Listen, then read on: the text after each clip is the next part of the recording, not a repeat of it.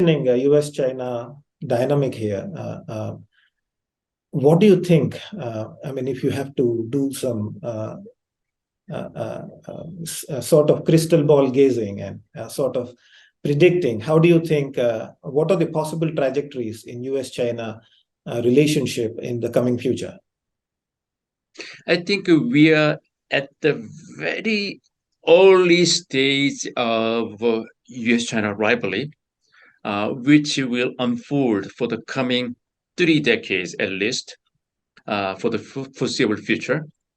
And for the last few years, the two sides have been each gearing up for and preparing for this long-haul competition. And there will be ups and downs in their relationship, but the overall trajectory, the way I see it, is very clear. It'll get worse before it'll get better. And China used to see as a developing, China as a developing country in the past used to see the United States as an obstacle to avoid because China was weaker. But now China has become stronger than before, and now China sees the United States as a challenge to overcome on its way to becoming the great, realizing the great rejuvenation of the Chinese nation, to realize what Chinese leader Xi Jinping called Chinese dream. So China is on a path to a journey as well, just like South Korea is on a journey with this new strategic document as well. And between U.S. and China rivalry, South Korea is a tormented soul. It is often referred to as a shrimp that is stuck between the two giant whales. So South Korea is definitely in a difficult spot. In addition to the challenges that you mentioned, I think you are also dealing with various other global challenges. I mean, not just South Korea, many other countries are dealing with, for instance, the Ukraine crisis and its implications for the rest of the world.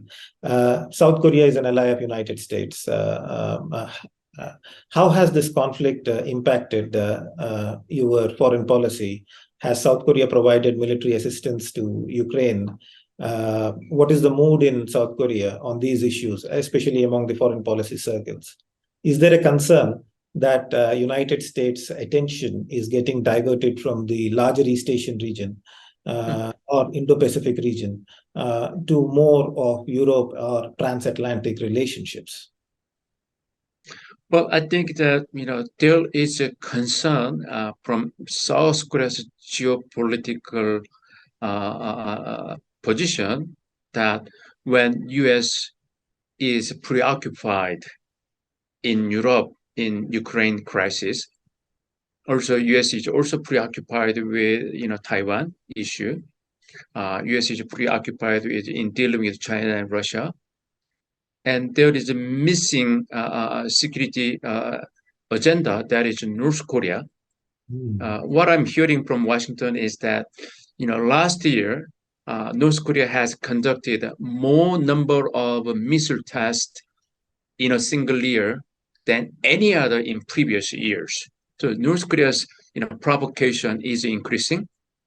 But given the U.S. preoccupation with the Ukraine and other areas that I mentioned, 70% of U.S. policy resources and energy is focused on Ukraine, Taiwan, and China, and the rest of 30%, occupies the rest of the world. And North Korea, despite its increasing provocative acts, only occupies a very small portion of U.S. interest and U.S. attention.